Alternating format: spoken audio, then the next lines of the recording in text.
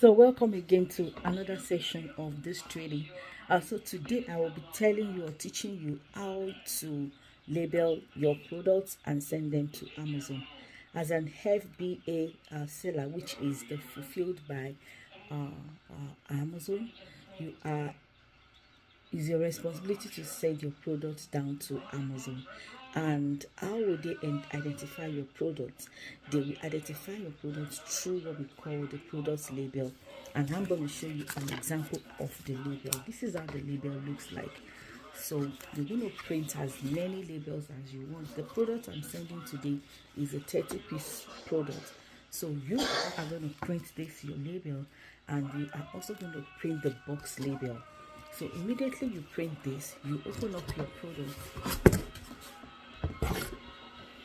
and then you are going to do what? You are going to stick and cover that's this product. I'm going to stick it and cover it up. So I'm covering it up with my own label. So I've already done that. I'm just going to show you.